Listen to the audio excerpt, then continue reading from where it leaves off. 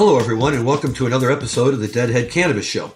I'm Larry Mishkin of Mishkin Law in Chicago, joined by my co-host, Rob Hunt of Lene Holdings out in San Diego. Rob, how are you today? I'm doing great, Larry. It's good to be back, and nice to see you. Well, thank you. You too. And last week, we hit the first of the days between on Jerry's birthday. Today is the final day of the days between on the day of Jerry's passing. So if you thought we were going to be doing a lot of talking about Jerry today, you were right. And Dan, could you please get us started with our first clip of the day?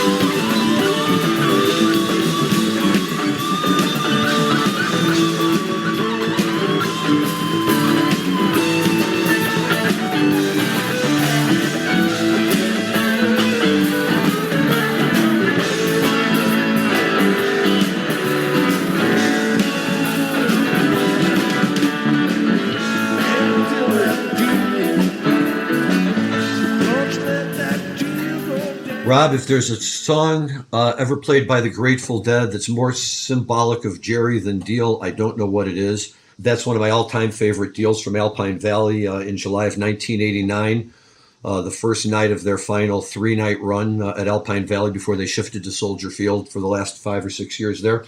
But I love this song, and I think that's a great clip. What are your thoughts? I've always been a huge fan of that Alpine version, and I think Hetty version actually even rates it as the best deal ever played. It's nice to know for all the people that didn't think the Grateful Dead had all this fire at the end of the 80s, early 90s. I challenge them to listen to that Alpine deal and revise their opinion. Well, I think you're right, and look, we're talking about Jerry today, so let's just cut straight to the chase. A Grateful Dead show, in my opinion, 99% of the time is going to rise or fall with Jerry. If Jerry's having a hot night, people are going to talk about that show forever. It doesn't matter what they play. If Jerry's having an off night, they're going to find everything in the world to bitch about. And I know because I was there for plenty of hot nights and just as many of the nights that weren't quite as hot as we were hoping for when we walked in the door. By the way, on those nights, we still had a hell of a lot of fun, so I don't want to make it sound like it was a negative experience or anything. But when Jerry comes out, and he's just on fire like he was for that entire Alpine run, and we're going to be hearing more from that run in a few minutes. When he's like that, it just takes everything to another level. And when you have a first set closer like a Deal and, Jerry's on top of it and he's just jamming away, the intermission just, seems to fly right by because, you're all hyped up from what they're doing and you're just ready for them to come out and tear it apart in the second set, which they typically did at Alpine Valley. I think one of the things we're going to see today, Rob, in the songs that we play from Jerry really hits on this theme, trying to find examples when Jerry's not just playing good, but he's sounding like he's having fun. And there's, a little dance step in his feet, if you might say, the jelly knees, as we all like to call it with Jerry. So we'll be getting to that more in a few minutes and all of that. And hopefully our listeners will go along for the ride and see how we support our good friend Jerry Garcia today. Let me jump in on that, too, because, that Alpine Valley deal is from, I believe, July 19th, 1989. If you go back 2 episodes and we had Tim Seymour on, the deal we played from that night was July 4th, 1989, which I think is the second most popular version on Hetty version. So it wasn't just that Alpine run that they were fired up. It was all of July. That 89 summer tour was pretty stellar all the way through. I mean, I want to say the Giant Stadium shows that summer, and they were as good as anything that I saw ever. So that whole 89, they're just rocking. They're just crushing it out there. But obviously that was a good time to see a deal. No doubt. And I think you're absolutely right. It can be very insular for us sometimes, right? If you see a show at Alpine Valley and they're crushing it, like, oh, that's, but when you look at it from the more global picture, which a lot of us can do now in the last 20 years, thanks to the availability of all of these shows, not that we didn't have them all on tapes before, as you really get a chance to, to focus on some of these and just really hear the way Jerry takes it. And you're right. You look at the entire 1989 tour, and I think it was, an interesting time for the Dead, an interesting time for Jerry, health-wise and everything else. But they were on fire that year. There's no doubt about it. And Brent was up to his best. And, we've already talked about, his career winding down shortly thereafter. But, it's on a day like today, and we're, 27 years out from Jerry's passing, which is basically impossible to believe, but true nonetheless. But don't you think that like that whole '89 period, part of the reason it was so hot is because that was when Jerry was like really getting into playing with the MIDI and was like really excited about trying something new out. So that's when we were getting all the horn sounds and all the all like the clavinet sounds. Yeah, you saw it especially in the fall tour of '89, but summer of '89 he was definitely kicking it in. But that was you'd hear it on Foolish Heart, you'd definitely hear it on the other one, you'd hear it on all sorts of things. And I think anytime like you're a kid with a new toy, it causes you to get excited about trying new things and experimenting with new things. And like a lot of times, the best work you get out of any musician is when they found their muse or found inspiration in something new. I think that's an excellent point. And I will be the first to admit that I don't have nearly the technical knowledge of the instrumentation and the things that they have up on stage, but just even as a more practical approach to that from a guy who just has always enjoyed being there, and looking at what they had on stage and looking at the changes in instruments and setups and everything they had over the years, there's no doubt that a guy like Jerry, I think, would be enamored of something like that. And again, it makes me wonder, what would have happened to the whole Dead scene and the whole Dead experience had it come along 20 years later, and hit right in the middle of this whole explosion of the internet and everything. I mean, can you imagine?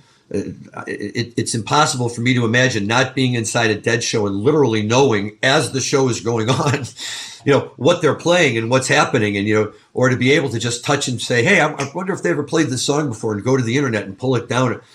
It's and that's just a long way of saying I agree with you, and I think that it does show that Jerry was very happy for a lot of reasons. But let's talk a little bit about Jerry for a minute here, and I wanted to dig up a couple of things to talk about today, and this is why it's very important to have partners when you do podcasts, because I was all set to go diving into a topic that we had talked about a couple of weeks ago. Rob successfully reminded me of that and was even nicer to come up with a few articles that all share a theme, which is the straight world and its new bromance with Jerry Garcia. And, I think it kind of started right around the time he died, and just gradually got stronger over time. And now it's like full out, flirtation, right? The one I love, just for starters, Rob, is the Empire State Building being bathed in psychedelic lights in honor of Jerry.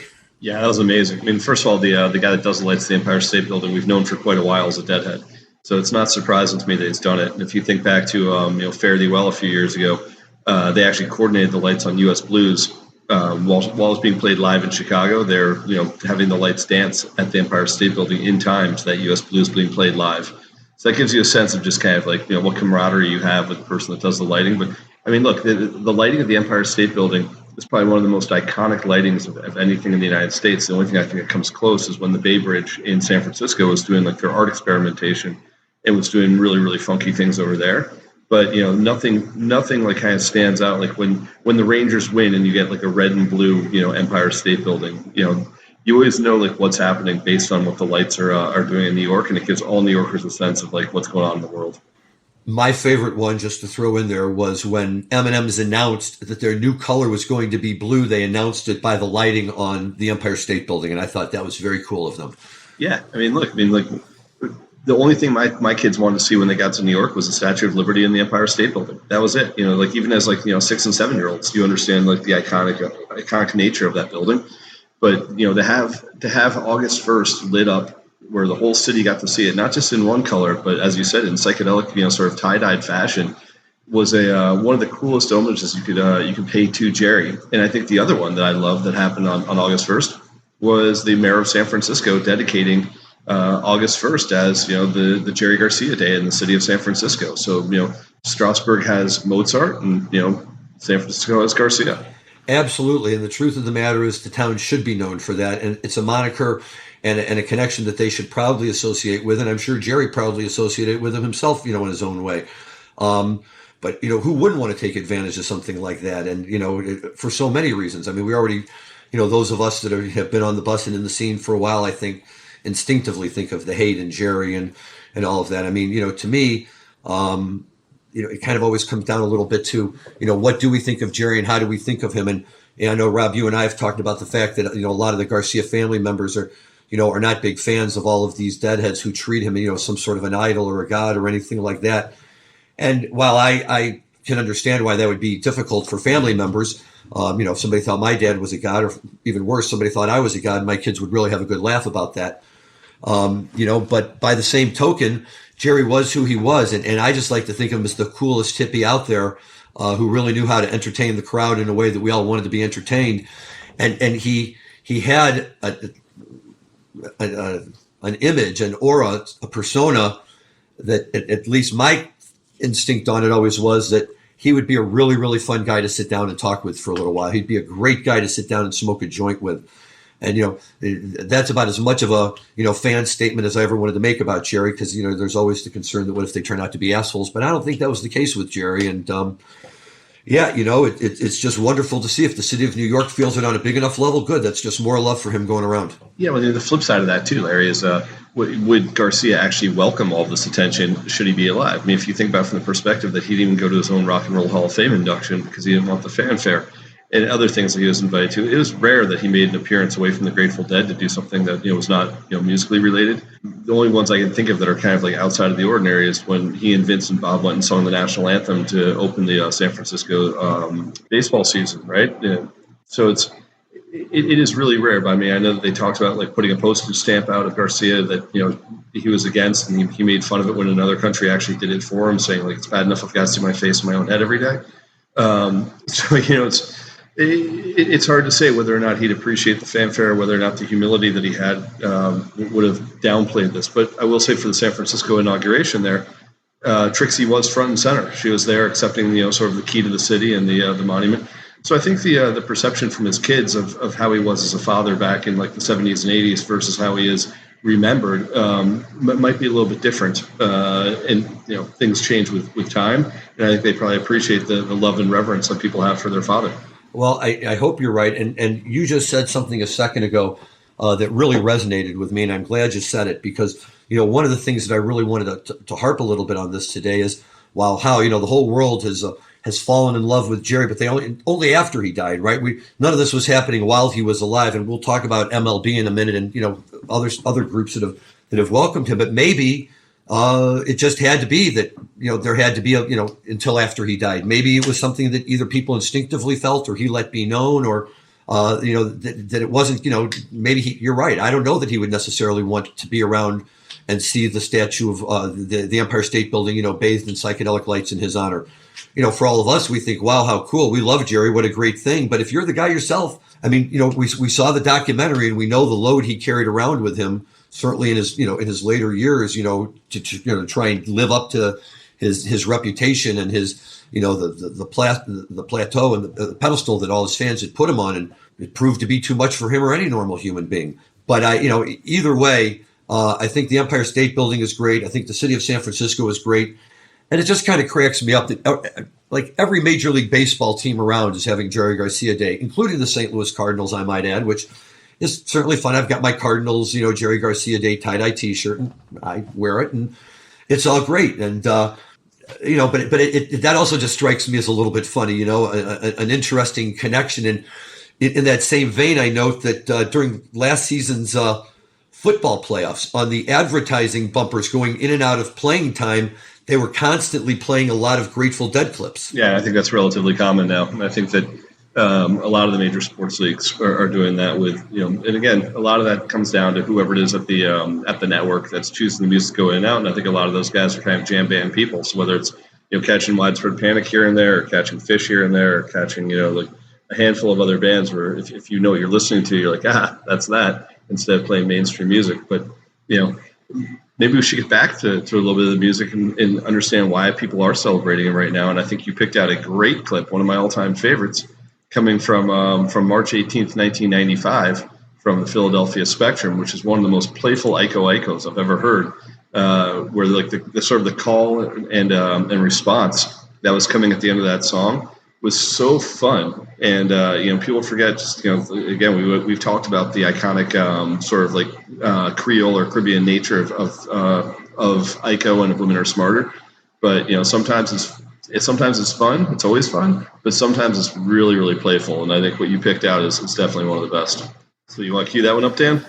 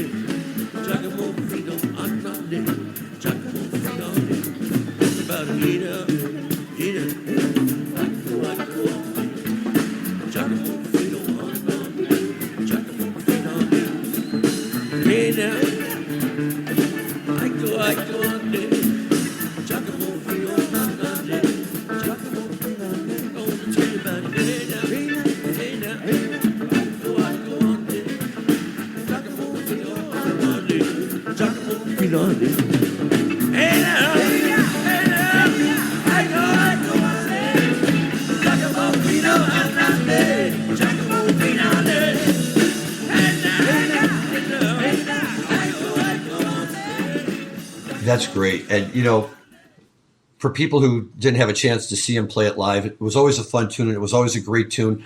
And it would always be right at after the last verse, the last time around, when Jerry would do the multiple hey nows. And, I remember on average, it would usually be about 4 hey nows. Maybe on a good night, you'd get 5 or even 6. But this night, he just went on, and he did it softly, and he did it loud, and he did it playfully, and he did it sing-songy. And this is 1995, man. Everybody talked about, after, the mid to late 90s, the Grateful Dead had it. This is Jerry Garcia a few months before he dies, up on stage having a ball. And you can watch it on YouTube under a clip of examples of Jerry dancing on stage and see how much fun he was having. Yeah, I gotta say, this is one of the songs that made me fall in love with the Grateful Dead when I was 15 or 16, because the heyday of Icos was probably 85 to 88. And that was, for me, right when I was getting into going to see them, and, as I was getting to the point where I wanted to go see them because I was familiar with a lot of their songs. But Ico is one of the ones that, really got me enthusiastic about the band in general. No doubt. I always talk about September 82 Syracuse Carrier Dome, my second show ever, as being the one that firmly got me on the bus when I was there with my good buddy Mikey. And, I went and I listened to that one last night because I was trying to decide what Ico to pull. And, to me, in my mind, of all the Icos I ever saw, that's my favorite, probably because it was the first time I ever heard it. Probably because the mushrooms had long prior kicked in, and it was the first time I was just really experiencing it for what it was. And I went back and listened to it. It comes out of space, and it's a beautiful Ico, and it's really, really good. But even that one at the end only has about 4 or 5 call responses before it's all done and over. But no doubt that night, hearing that song, and my Dead knowledge was still very limited at the time. It was only my second show, and I had never heard of Ico before. And I just was instantly taken by it and decided I have to go see them every time, if not for any reason, just to hope they play Ico. Yeah. I think the best one I ever saw, I think you were probably at the show as well, was 6/20/1991 from Pine Knob. And that Ico was spectacular. Yep. That was a good one as well. And, and I always like to remind folks, the first Ico ever was in St. Louis, and it was one verse, and then they immediately dived back into Not Fade Away. And I remember hearing that a long time ago, and somebody said, "Oh yeah, here's the first Ico," and I'm like, "But they're barely playing it." Well, they were just experimenting. But I do take pride in the fact that they played it in St. Louis, for whatever that's worth. So it is a great tune, and it is always fun to hear Jerry play that. And like we say, especially to know that, if you look at the timing of 95, it's just nice that you could go to 10 shows in 95 and maybe he'd be flat. But if you're at that show in Philadelphia that night, it was all worth it just to make it there to see him at that moment shine like that. Yeah, I think it's fun. I mean, look, part of the whole thing with the Days Between is really just focusing on the music of Garcia. And again, I know we're the Deadhead Cannabis show, but we can talk about cannabis all the time. I think there's a couple weeks a year where it's really fun just to go, okay, let's just talk about the Grateful Dead and let's talk about the music of Garcia. And I know it's a bit cliche to do it during this period, but at the same time, it gives us an opportunity to pull out gems and pull out different things from different eras that we didn't necessarily do in other shows where we're trying to be more topical on a specific person or a specific date. But being able to just throw things out from a whole range of shows, like we've gotten a chance to do that a couple times in the last few weeks, and it's a lot of fun. And I think you've got some other really fun ones queued up for us, which would include some tunes we never expected to hear Garcia play. So until 1995, I don't think anyone in the Grateful Dead community outside of the people that actually got to sit in club front or in his living room got to hear him play. So, what do you have queued up for us next? Dan, go ahead. We talked about this one last week. Go ahead and throw this one on, Dan. Some take delight in the carriage of rolling. Others take delight in fishing and bowling. I take delight in the fruit of the barley, courting pretty women in the morning so early. Wash your rim till I'm done. Whack for the daddy-o, whack for the daddy-o. There's whiskey in the jar. What is the name of that? Whiskey in the jar, it's Whiskey in the called. jar. That's the song that has I Am a Bold Deceiver in it. Years ago. Yeah, Right. I haven't heard that one in 30 years. Yeah, No. right. I haven't either. I just remembered it. The whole song, words and all. Well- Whack foe the whack fall Whack the fall the daddy. daddy-o. Whack fall the daddy-o. Right. It's got Daddy-o. great lyrics. It's a God, cool wonderful song. stuff. Yeah, it's a cool song. I guess that's Irish. I hope so. Yeah. Is that one? Okay, so let me just say that that's the essence of Jerry Garcia right there. You know, we don't get to see it. It's back in private with his guys. And we all love his music. And I know you've talked about this a little bit, Rob. I've talked about it from time to time. We try to go back and see all the musical examples that ultimately built the foundation that, you know, Jerry based all of his music and playing on. It turned him into this walking encyclopedia of music, that there he is with the Grateful Dead rehearsing in 1993. And out of nowhere, he just starts playing some tune that popped into his head and, you know, chats about it for a minute.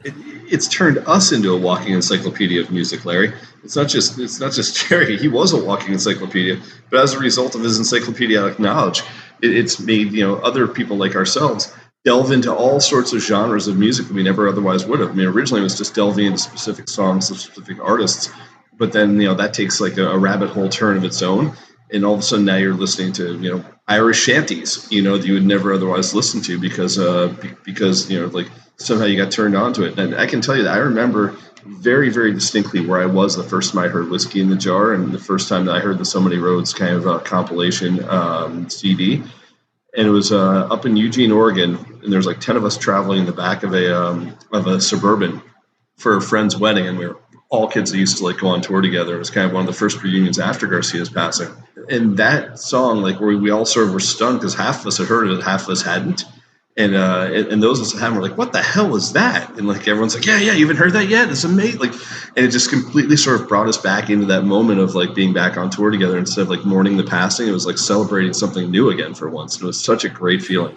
I completely agree. And that's why you can go back and listen to Garcia forever. And even stuff that you've heard before, if you haven't listened to it in a while and you pop it back in and you're like, God, that's right.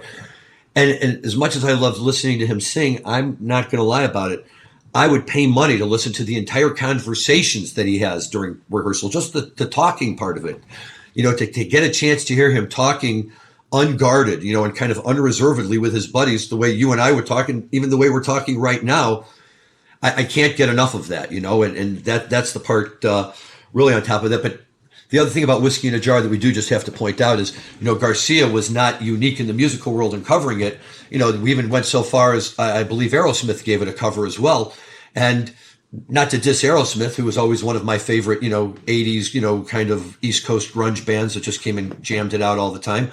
But when Garcia plays it, he plays it with the Irish melody. He plays it with the Irish lilt to it. He knows how to pronounce those words, and you know he can sit there. And it's like he's sitting in Ireland and just decided to pick up his guitar and start playing a tune. I've never heard the Aerosmith version. I've certainly heard the Metallica version, but I know a lot of other people have covered it, and we talked about this previously. I don't think most of them covered it until after it came out on So Many Roads. So I'd like to say that, you know, whoever revived it first was probably Garcia. And it makes me wonder. I mean, it's strange that a lot of people seem to think that if you're a heavy metal player, you only listen to other heavy metal bands. You know, if you're a jam band person, you only listen to jam bands. You know, and that maybe it's because most fans only listen to a certain genre of music. But most musicians have much broader catalogs of what they listen to. It's just a question of what they enjoy playing. And so, you know, I'm curious to know whether or not, you know, Steven Tyler and Kirk Hammett were, you know, big fans of Garcia's, and we're listening and going, hell, that's a great song to cover as well. Let's get after that one. Yep. It's look, and I think you're right about that too. You know, sometimes one artist covers a tune and all the other artists hear it and they thought, wow, never occurred to me to play that. And But yeah, I think the way you also said it before is absolutely right. For Garcia, this was knowledge he already had. For the rest of us, it's a serious learning experience. But on the other hand, I make myself feel a whole lot better by saying that the guys who were sitting there in the studio with him were basically learning it at that moment as well. And again, that's just the beauty of him. Songs like that would pop up. Another one that I'm thinking of, and maybe this is the one I'm thinking of that was covered by Aerosmith, "Walking the Dog," right? That's just a very standard bluesy tune. And for a while there in the mid-'80s, the Dead picked it up and they were playing it. And, that these aren't the kind of tunes that you typically see bands going and picking up, right? They tend to play other bands' tunes maybe within their genre to some degree. But the Dead just explored everywhere. We've talked at length about Dylan, and we'll even get to Dylan, I think, in our next musical clip in a minute. But, something fun like "Whiskey in a Jar" is good. But I think Aerosmith actually may have covered it, and I know other bands like Slade covered it, and U2 covered it, and who else? Thin Lizzy covered it. Like there's a handful of bands that covered it as well. So I'm not. And a lot of those bands are hard slash bands, and may just fit into their whole idea of drinking whiskey. I have no idea, but yeah, look, the more they cover it, the merrier, right? It's like, who was it? The Harsh Mellows who covered Ripple on the Grateful Dead compilation. Oh, no, Guns N' Roses. No, not Guns N' Roses. No. Jane's Addiction. Jane's Addiction. That's what I meant. And, if you listen to it, you're like, what? When you listen to it 2 or 3 times, you're like, that may be my favorite version ever of that song. It's, it's somebody else covering it, and it's great to hear. So, but speaking of which, there's some great interpretations that you expect other people to cover, and one of those is obviously Bob Dylan. Bob Dylan's probably the most covered artist of all time. It's amazing to me, like how many songs that you can't pick a Dylan tune and now find someone that's played covers of it, even if they're part of the obscure part of his catalog. But on the ones that I think of as like the most iconic, it's hard sometimes to do it real justice, because you're covering someone that's so iconic to begin with. It's kind of like the idea of Jimi Hendrix covering Watchtower. Was that going to fly? And he was able to do it in such a great way. And once in a while, Dylan will tell you there's people that cover his songs better than he does them himself. And I think that the Garcia band specifically covered Dylan songs far better than Dylan played himself. And I think the Grateful Dead covered at least 10 or 15 Dylan tunes as well. But of all of those, if someone were to ask me on any given day what my favorite song in the entire world is, it vacillates back and forth between 4 or 5, and has for about the last 10 years. But more often than not, I'd say it's "Tangled Up in Blue." And I think that the Garcia band version of it is absolutely the reason why I'm so enamored with the song. I cannot disagree. I mean, but even Dylan's version of it, and even with Blood on the Tracks, he still has his voice pretty well, I think. But it's a little more halting in the way he plays it, because it's played in that Dylan style. It's always kind of herky-jerky as he goes along. And Jerry just took it and truly made it into a melody the way he plays it. And as you'll hear here, the problem with Tangled Up in Blue is I started listening to it trying to find about a minute of time to clip, and every time I thought I had a minute, right at the end of that minute, they do something else. Well, I got to get that in, and I got to get that in, and finally, I was running out of tape there, so I just kind of settled with where he winds up with it at the end. But far be it from me to tell anybody what's the best part. I would just go listen to Tangled Up in Blue, the Jerry Garcia band playing it as many times as you can. And this version that we're about to hear is off of his the JGB band's double live album that came out in 1990. So Dan, spin this one for us, would you please?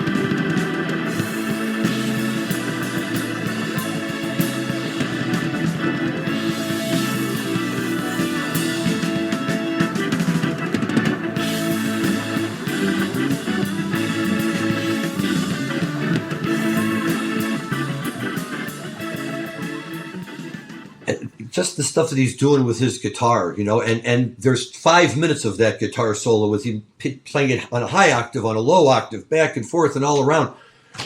It's just amazing. It was always the song that would close out a second set also. So when you think about how you were leaving the show, once in a great while you'd get an encore out of Garcia band, maybe you play a Wonderful World or something like that. But 9 times out of 10, you're either getting Midnight Moonlight to close the show or you're getting Tangled Up in Blue to close the show. And both of those would send you out, feeling pretty high about the night. But Tangled Up especially, I'd say it was for every 5 times I saw Midnight Moonlight, I might have gotten to see one Tangled Up in Blue. So, it was kind of like the treat of tonight's a Tangled. And it was it never failed to deliver. It was always so much fun. It is a great tune. And I do love Tangled Up in Blue. I do love Midnight Moonlight as well. In fact, the very first time I saw them, I saw Midnight Moonlight. And I was talking to a friend afterwards, and I was like, I'm really bummed. I wanted to hear Tangled. He was like, dude, you heard Midnight Moonlight, man. That's one of Garcia's best tunes. When he jams on that thing, it's awesome. And it is. It's a fun tune. And that's the beauty of Jerry. It doesn't really matter what he's playing, right? There's a million covers of stuff. Go ask somebody to sit down and pick up their 5 favorite versions of Jerry songs. It's impossible. I was on YouTube and archive last night for hours, just long after I had picked the clips I wanted to play, just listening to all the other ones that were out there, because how can you not? Yeah, I mean, I could have picked 15 different Tangleds and been happy with the choice of every one, which we've done before. We've covered specific songs and said, here's 10 different versions of it. But with Tangled Up in Blue, first of all, that song was built to have backup singers. Second of all, it was built to have major melody overlays musically done the way Garcia does. And the best part about it is that he lets John Kahn and Melvin and I think at the time it was probably David Kemper playing drums, just really keep the song going. And then he just jams completely and totally over what's already really energetic and just, as you said, takes it high, takes it low. And that's what makes it so much fun. You'll never be caught needing to replenish your stash again when you subscribe to Hemper's monthly smoking boxes. Hemper is hands down the best place to stock up on your smoking supplies, no matter the occasion. Curated with innovative and hand-selected products to ensure you're getting the absolute highest quality accessories for your smoking experience, Hemper's monthly subscription service provides $100+ in value for only $40. There's also the convenient option to receive one every month, 3 months, 6 months, or yearly. Right now, use promo code DEADHEAD10 to get started and receive 10% off a Hemper box or the XL box at Hemper.com.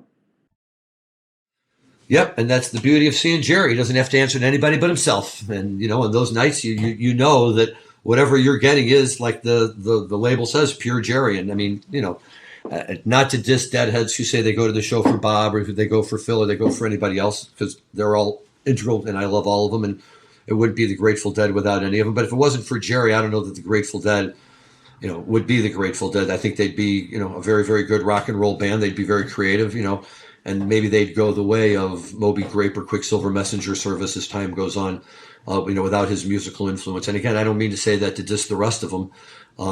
But I just think it's hard to imagine that, Garcia and his energy and his spirit is just not the ultimate driving force behind everything that happens with that band.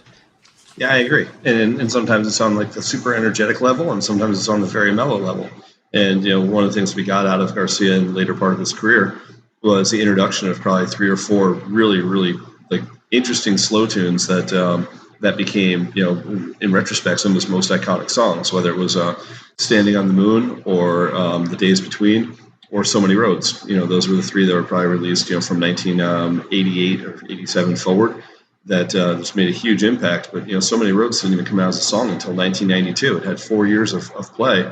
And in those 4 years, I can think of 20 versions that are simply just absolutely amazing. And, for that reason, there's a lot of soul in that song and a lot of what's the right way to say it? Emotion that's put into the song that people resonate with after his passing. And I think the one that everyone looks to as the version, and although I don't think it's even close to the best version, it might be the most soulful version, is from the final night the Grateful Dead ever played, which is July 9th, 1995. And I've got a special story about that one. I'm sure I've told you personally, Larry, but I probably never said it to the audience. I didn't get in that night. I was at Soldier Field and I didn't have a ticket. And I thought I had a ticket until 20 minutes before showtime, and things happened. Someone else ended up with my ticket, and I ended up getting shut out. So I was standing outside the venue, and at the time you were able to get, kind of right up to the fence line of the venue. And I knew where all of my friends met during set break. And so I stood outside where that gate was by the Greenpeace table. And I was able to get my girlfriend at the time to come out and give me the car keys to her car, so I could at least just go, lie down, take a nap, whatever.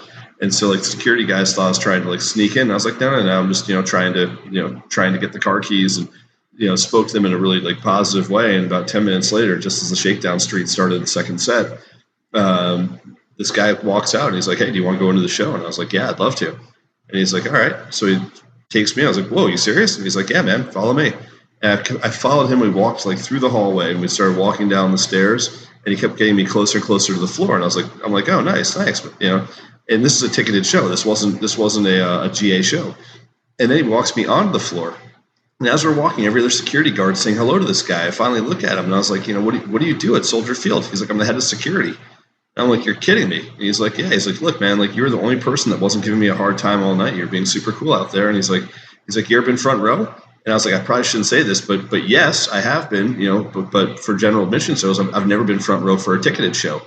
And he's like, well, let's go. And he just kept walking me up. And by the end of Shakedown, I was front row for the final show, and I stayed there through the Samba in the Rain. By the end of the Samba in the Rain, I decided to walk back, so none of my friends were there, and I knew all my friends were in the back of the floor where all the seats had been pretty much ripped down. It's just an open floor pit back there. But I walked back and started telling the story right as the So Many Roads started. So whenever I hear the So Many Roads, I always think back to that night. And thank you to whoever was the head of security at Soldier Field on July 9th, 1995. But for you, I would have not seen the Grateful Dead's final show, and I only saw half of it. But I listened to the rest of it from the just outside the venue. But I actually got walked in and got to hear what's now considered to be kind of a legendary performance of So Many Roads, and specifically because it was the final night. So I don't know if I've ever told you that one before, Larry. No, that's a great story. And you know what? It's perfectly fitting for a guy like you who was such a hardcore Deadhead. It's perfectly fitting for the Grateful Dead. And it's absolutely perfectly fitting that was the last show that they ever played. And, I think that's wonderful. And that's, a great renewal to the spirit, right? That even in these cities where sometimes law enforcement looked at the dead with, slightly askance, at the end of the day, I think they really did know deep down that the Deadheads were the ones who they most enjoyed having to deal with, because the Deadheads, other than, getting stoned and sitting quietly, weren't fighting with people, weren't, crawling all over everyone, weren't, causing fights and, improperly touching women, or the kind of stuff you'd see at a lot of other concerts, notwithstanding the fact that there were certainly people outside the fence at a Dead show who could be very rude and obnoxious, and you demonstrated the stupidity in behaving that way for them. But look, that's a great story, and it's wonderful that you got in. And to me, the highlight of this So Many Roads is, I think of stories, situations that I've experienced with older relatives, and stories that other people have told me about older relatives, whereas the relative gets closer to the end of their life, and sometimes even right before the end of their life, they oftentimes experience, moments of clarity and moments where they snap right back into it. And maybe, some event can kind of bring them back in and center them for a little while. And, although none of us obviously knew at the time that, what was in store for Jerry within a month from the date of that show, looking back on it, I can't help but wonder if, somehow he himself didn't know that, perhaps things might be coming to an end. And, what I call an otherwise, more or less forgetful Jerry night, the Black Muddy River Encore was enough first time ever to get me up and starting to walk to the exit during an encore until Phil saves the day with the tour ending Box of Rain and a little sunshine for everyone. But, that night when they're sit there playing, and all of a sudden he hits into this song, and it's like he just cut through all the fog with a knife, and he stepped to the front of the stage to play this tune. And it was like he was there, 100% of them, the guitar, the singing, the emotion. And, again, looking back on it, it almost brings a tear to my eye, because I really wonder if he said, no matter what else happens tonight, I've got to leave my mark with something. And this was the moment that he picked to do it. And it's just incredibly special. Yeah, and before we play the clip, I apologize. I'd said that I was up there for the Shakedown and the Samba. It was actually the Shakedown and the Samson. and the samba came after the So Many Roads. So quick brain fart there. But For those keeping score at home. yeah, exactly. I like to make sure I'm accurate if I can be. But yeah, it was Shakedown Samson, So Many Roads samba. Okay, let's hear it.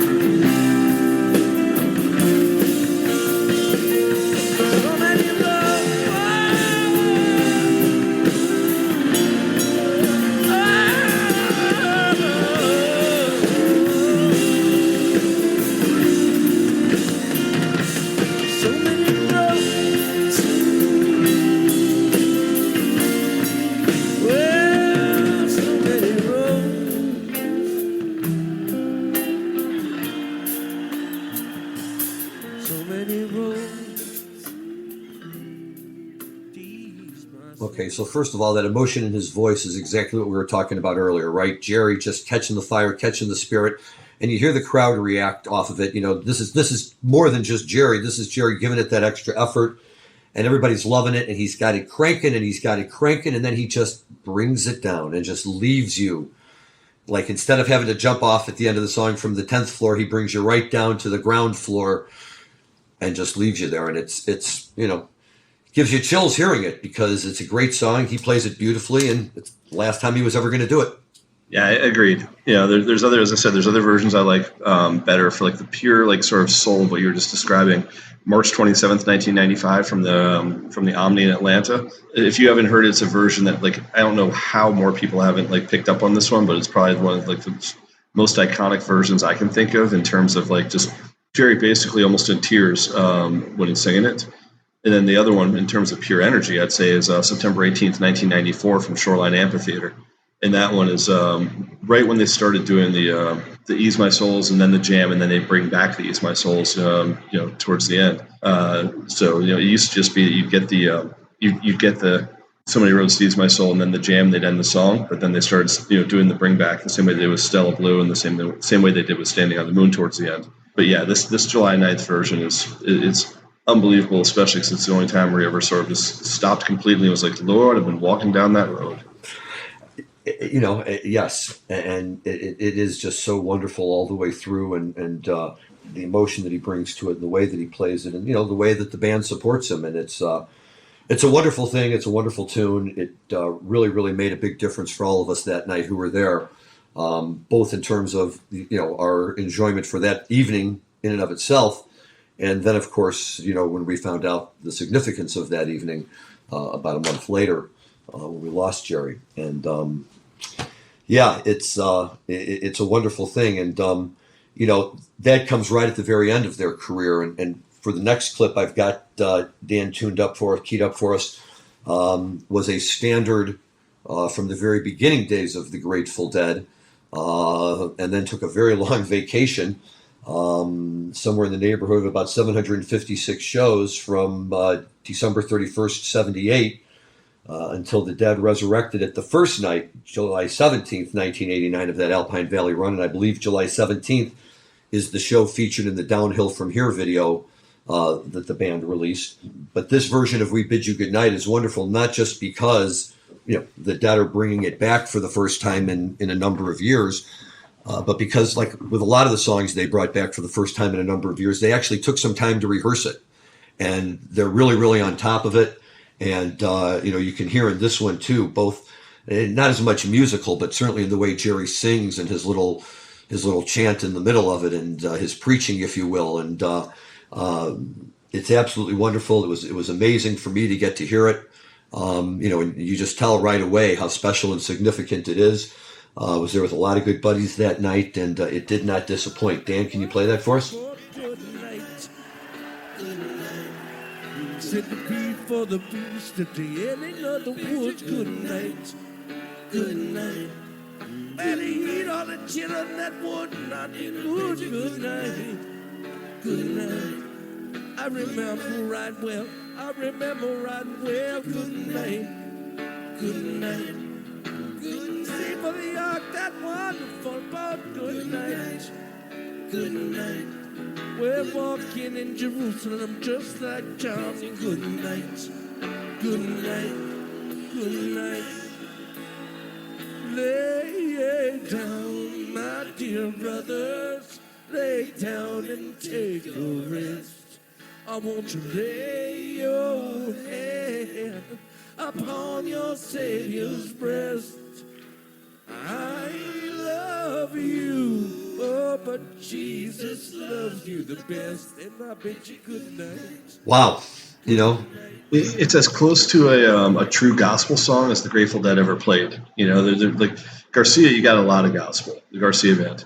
But with the Grateful Dead, you know, like you had some parables. You had Samson, you know, you had a handful of others, but you didn't actually have like true gospel. And that's, you know, that's the only time they did it. And it was one of those things that they only brought it back a cappella. They only brought it back, you know, from 89 to 95.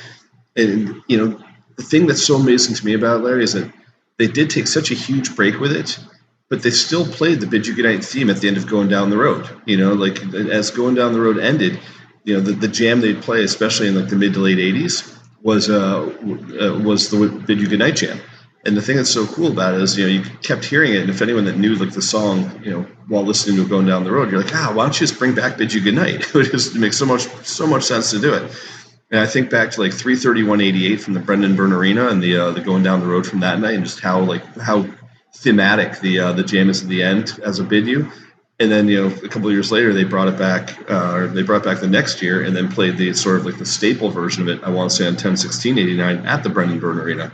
Super, super cool. But there's it's one of those songs that I was super pleased they brought back, and I can't think of another like true a cappella song that the Grateful Dead played. Well, the only other one that comes to mind is Addicts of My Life, right? I mean, I guess they kind of turned that into an a cappella tune a little bit at the end.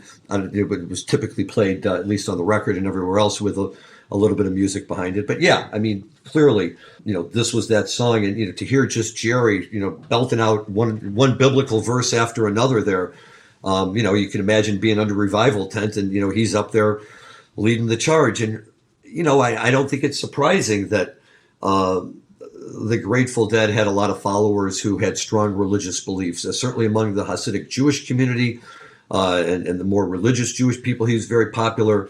I met people from, you know, every religion and every background at Grateful Dead shows. And, you know, whether it was Buddhists who came in because they loved his message of peace and the way he communicated it, or anybody else, he had that spirit in him. And I truly believe that, you know, certainly during my Grateful Dead years, although I, you know, wasn't, you know, giving up on my own underlying religiosity, if you will, the Grateful Dead, I don't want to say they were a religion because I think that makes it sound wrong, but they were a spiritual experience for me. And, you know, when I was at a Grateful Dead concert, and when I was with fellow Deadheads, it really felt like a community, like a congregation, like an organization of like-minded people who were just, you know, all in the same place at the same time, because what was happening up on stage touched us in a way that we felt compelled to be there. Yeah, I agree. And I always think that's the major difference between, you know, sort of the way that you approach like real sports fanatics versus real music fanatics. Is, you know, both of them will spend all their income that they have, disposable income, like pursuing their passion. But the difference is between like sports and music is I don't think you have that same like true joy that you experience. Like for sports, it's binary. You know, someone wins, someone loses. With music, it's not. Everyone there is winning. And that's something I truly enjoy about it. And, you know, that's why I had to go see as many shows and people are like, you're ridiculous. You're going to see the Grateful Dead over 100 times. And I'd be like, well, you've seen the Yankees, you know, 200 times. What's the difference? You know, like for me, the difference, I truly enjoy the outcome either way. Right. That's an excellent point. And I remember reading an opinion piece years and years and years ago, right when I first started seeing the Dead, that compared going to a Grateful Dead to going to a baseball game. And it talked about the traditions and people sit in the same place and people keep score, whether it's keeping a scorecard or keeping track of all the songs. And you could see 100 Dead shows and then go to your 101st and see something you've never seen before. And, you know, just say you go to a baseball game forever and one day walk in and see a no-hitter. You don't know what you're getting until you get there and you see it. But you're absolutely right. At the end of a baseball game, half the people leave happy and half the people leave sad, taking the entire market, not just necessarily the home crowd. But, right, Grateful Dead show, everybody walks out happy. The band is happy. The people are happy. Hopefully law enforcement is happy because everybody was really mellow and had a good time. The promoters were happy because they made lots of money. The local community is happy because all these deadheads spill out and spend, hundreds of thousands of dollars on post-show gas and food and water and everything under the sun. It was just this amazing, amazing community. And this is where we can bring the cannabis into this show today, Larry, which is all the weed dealers were happy. We certainly made a lot of money in the lot. So, that for a long time, that was where the best, cannabis in America was disseminated, was on the Grateful Dead lot. And, like the guys that I knew early on that were doing things that are now, pretty well mainstream today. That was the place where, you could always find, if you knew who to talk to, the absolute best weed in America, no matter where you were in America. So, the weed dealers, the earliest days of the cannabis industry were certainly, happening on the Grateful Dead lot. You're absolutely right. And to me, it's more than just the presence. To me, cannabis is integral to the Grateful Dead. And some might say, well, hallucinogenics and all of that. And yes, I mean, you can certainly make an argument, certainly when you're in the Primal Dead period, that hallucinogenics did fuel a lot of that and put them where they are. But I think my knowledge maybe on this is very limited. But my understanding is that some or most of them, or a few of them at least, continued to smoke marijuana, throughout their whole career. And I think for many, many people that were turned on to the Grateful Dead, a lot of times it happened when you were sitting in a college dorm room or your big brother's room, and you were smoking marijuana for the first time, and somebody said, well, if you're going to get high, man, you got to listen to the Grateful Dead. And all of a sudden there's this connection. And maybe it's because when you're high, your brain is tuned in a certain way and you're picking up, the notes that Jerry's trying to send you. We always used to joke as to whether, Jerry was talking to people on two different levels. I'm playing one level of my music for the folks that are tripping and the other level for everybody else so they can just enjoy it and have a good time. And one of the best lessons I learned over the course of my Grateful Dead career was that I could go to a Grateful Dead show without tripping and sometimes without smoking even and still have such a great time. And that's, really what struck me was that the marijuana might be part of the gateway process to get you in the door. The marijuana might be part of the process that helps you really first enjoy it. But after a while, the marijuana it's there and it's just a part of it. And that's the beauty of it. Where else in America? And I had this conversation with my son. Can you walk into a building that has police all the way around it to keep people without tickets from coming in and to keep people from breaking the law?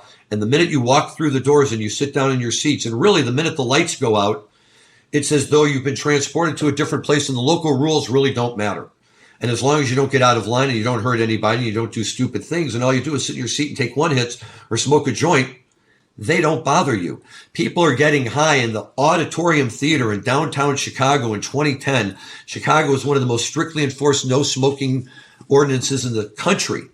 And people are in there getting stoned and nobody lifted a finger to stop them. And how could they? When you book a Grateful Dead show, you're getting the whole bundle with it. This is what happens. This is what people do. And yes, marijuana is inextricably linked to the Grateful Dead. And again, not that you can't have one without the other, but when you take the two combined, right, like matching up the color scenes in The Wizard of Oz with Dark Side of the Moon, right? When you put the right things together, marijuana and the Grateful Dead, it takes you amazing places. Yeah, and I think that's been shown time and again by how many guests we've had on the show that have been very tightly related to the Grateful Dead community that are also just fantastic cultivators. So it's a lot of the great brands. Not to mention that Mickey's got a brand and that Garcia's got a brand and Big Steve's got a brand. I mean, there's a lot of people that are part of the direct Grateful Dead family themselves that have their own cannabis brand at this point. So it's clearly inextricably linked between the two, and it just shows that the two are kind of made for each other. I mean, I can't remember who said, but there was someone early on, Larry, that said to us when I said, hey, it's David Gans. When I called into the radio show and I said, yeah, we've got the Dead Cannabis show. And they said, oh, that sounds like peanut butter and jelly. Those two are made for each other. True. And again, David Gans, who turned us on to Terry Haggerty, who, it fits this description that you just described to a T, right? And that's who he is. He's a guy that's deeply connected to the music and deeply connected to the whole, vibe and feel of marijuana. And a number of people that we've had on our show, who have all expressed, the not just, oh, I like getting stoned, but the change it's had on their life and the impact it's had on their life. And I have said it and I'll say it again, that certainly in my case, I think that, the moment that I discovered marijuana and to some degree the Grateful Dead right around the same time really changed the arc and the direction of my life and what I did and what I wound up doing and what values were important to me and which ones weren't as important to me. And it certainly shaped my life. And, I'm very comfortable in knowing that, some degree, it's also helped shape my kids' lives. And, I'm very comfortable with all of that. And I think that there's just so many benefits here and so many positive things. You never hear people having negative experiences with the Grateful Dead, meaning with the music and the band itself, not the idiot sitting next to you who has too much to drink. Right. And again, if you're smoking your marijuana responsibly and you're smoking it at home and with people, who you enjoy and whatever, it's a very positive thing. And it brings out the good in people. We all talk, we sit around and giggle. Well, yeah, you're giggling, but why are you giggling? You're giggling because you're in a happy place. It's taken you to a place where, human beings like to be, where we're hardwired to be. I think the Grateful Dead and its music exemplifies that as well as anything else that could. Well, I will definitely bring that to my dinner conversation tonight with former guest of ours, Alex Beard. If you remember Alex, artist from New Orleans, but I'm having dinner with him tonight. I do. So, so it should be interesting, and we'll definitely talk about painting and cannabis and the Grateful Dead. So it should be fun, and I know he'll send his regards to both you and Dan. Excellent. So your last clip, let's talk about it for a second, because look, this song is one of the songs that for years and years I could never really, get a beat on what it was all about. And then, sort of one day it just sort of clicked for me. And, I was just sort of thought of it as another slow encore, the way like a Knockin' on Heaven's Door was, or the way an Addicts was, or Black Muddy River. But in many ways, Broke Down is a much more complicated song than that. It's a much more complicated song. And I'll tell you, one of my favorite things out there is on 10/31/1991, during the Dark Star, when Bill Graham had just passed away and Ken Kesey came out and did the rap during the Dark Star. And it's, about as heavy as it gets when Phil Lesh is just thumping away on the bass. And Kesey's talking about after his son had passed away that the Grateful Dead, Bill Graham had sent money up to put a signpost up that would show the direction on the top of the hill where his son was killed in the car accident. And then he starts talking about, when the Grateful Dead play Broke Down Palace, they're telling me about my son. And if you haven't heard it, that Dark Star is one of the heaviest things the Grateful Dead have ever done, thanks to Kesey getting up there and doing the rap. But when I heard that rap for the first time, it caused me to go back and really listen to the words again to try to figure out what Ken was talking about there. And Broke Down is outside of some of the best harmonies the Grateful Dead play, outside of some really fun iconic single lines that everyone likes to sing together in unison. It's just an absolutely stunningly beautiful song. With you having said that, I guess there's really not a whole lot more to say about it. You're right. It's an amazing song. It's a beautiful song. I always took it to be a song about, on a more simple level, a guy breaking up with a girl. But I think when you stop and you really look at it deeper, at least when I do, I see it as a guy coming to peace with the fact that maybe his time on Earth is ending, and that's the relationship that's ending. That's what's happening. The relationship that you have with either your God or with other people or with the Earth while you're alive, and that it's a song speaking out to somebody who may be going down through that journey. And I heard it for the first time in 1982 at this Syracuse show that I've talked about with the Ico and everything else when I got on the bus.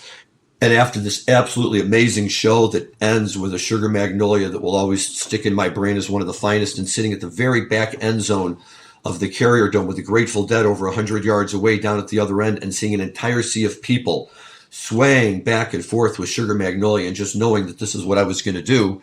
They came back out and they played this version of Broke Down Palace that started off rather lighthearted because they were playing a joke on Bobby, and somebody came out and announced that it was Bob Weir's 5th wedding anniversary, and they had flown his wife out from somewhere, and we all out there chuckling. And then they dive into this version of Broke Down, and it really hit me because A, it's a beautiful song, and the message that it conveys is really big. But B, although I didn't know for sure because it was only my second Dead show, I kind of instinctively knew this was the end of the concert.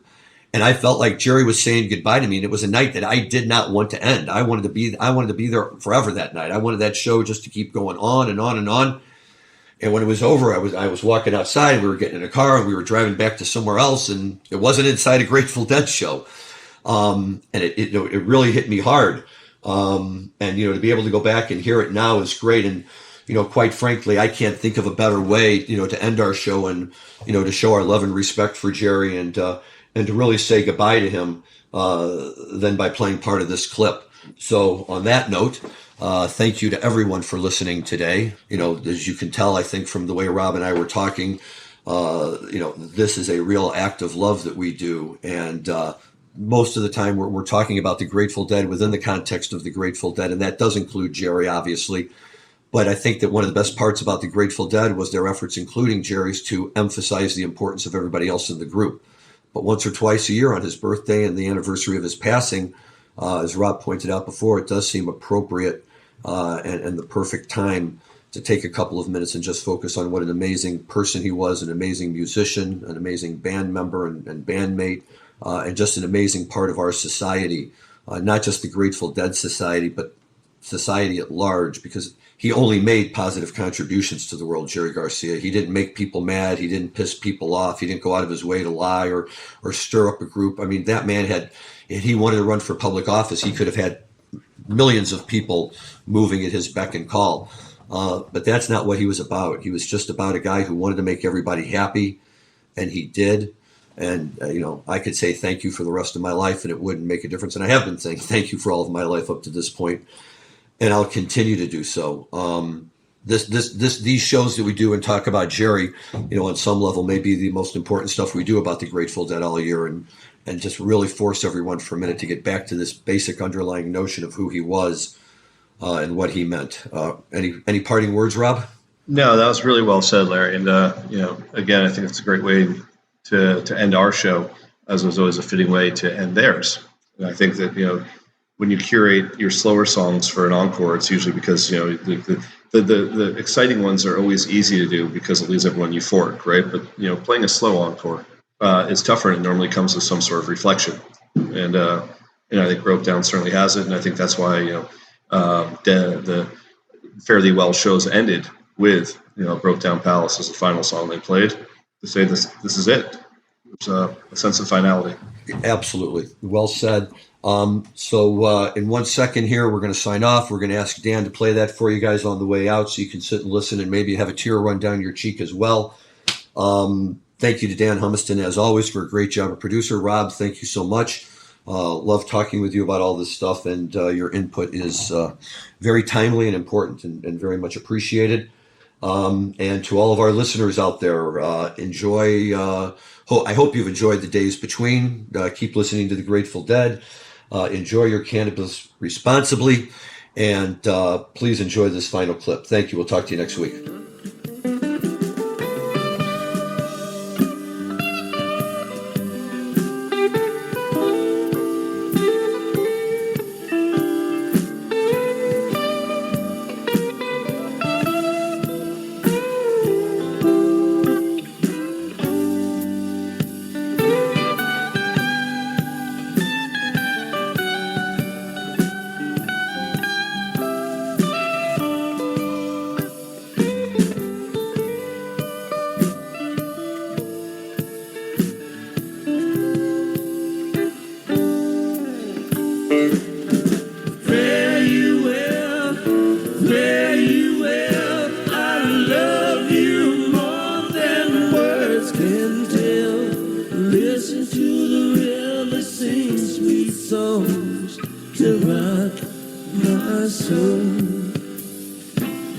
Listen to the river sing sweet songs to rock my soul.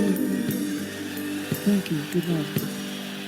Hi, I'm Gary, and I invite you to discover the Cannabis Podcast, a bi-weekly podcast focused on a Canadian's cannabis culture. I would be the Canadian, and my cannabis passion and culture has been building for 5 decades.